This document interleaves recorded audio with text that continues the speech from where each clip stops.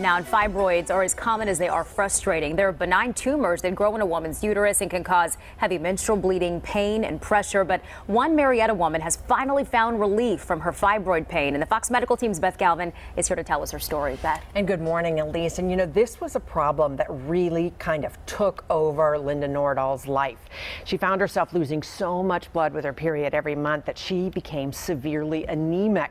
But she got relief from a procedure that many women still don't know much about.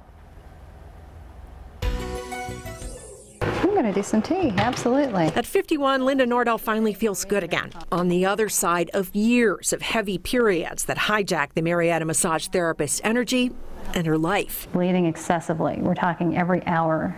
Changing a pad. Linda lost so much blood over time she became anemic and couldn't catch her breath, thinking she must have asthma. Last summer, she was hospitalized, and doctors finally found the problem. Fibroids in her uterus were causing not just the heavy cycles, but cramping and pain. On a scale from 0 to 10, I would put it at about an 8 or a 9. Linda briefly considered surgery to remove her uterus. At first it was, no, just go ahead, take it, cut it out. I want it done, over with, do the hysterectomy.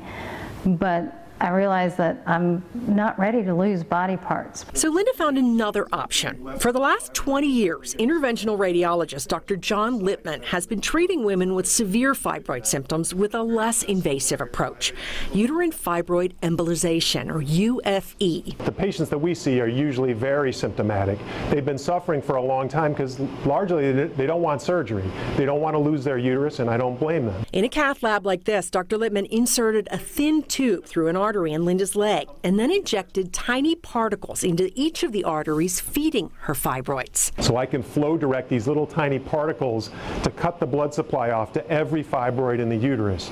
So without a blood supply, these fibroids will soften and shrink, and as they do, a woman's symptoms disappear. Dr. Lippman says about 95% of patients get relief from their bleeding and pain, and the recovery time with UFE is about 2 weeks compared to 4 to 6 weeks after a hysterectomy.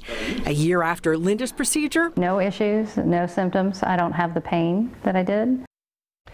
Now, we don't yet know how UFE affects a woman's fertility. So if you're planning on having children in the future, you may want to talk to your doctor about your options, because your doctor may recommend another surgery to remove your fibroids but leave your uterus in place. Elise, so it's just important for women to know they have options. For sure. Is there a chance, though, down the road, Beth, that those fibroids could come back? Yes, there is. And there is a chance also that they can do this procedure again to get rid of them. It's very rare that you're going to see the fibroids come back, but it can happen because they're not actually taken out with this procedure. They're just blocked. Okay, so you mentioned the procedure, having that again. That is something they say you can do if you need to. Yes, absolutely. All right, some help from Beth. Thank you so much for this today. We appreciate it. It's nice.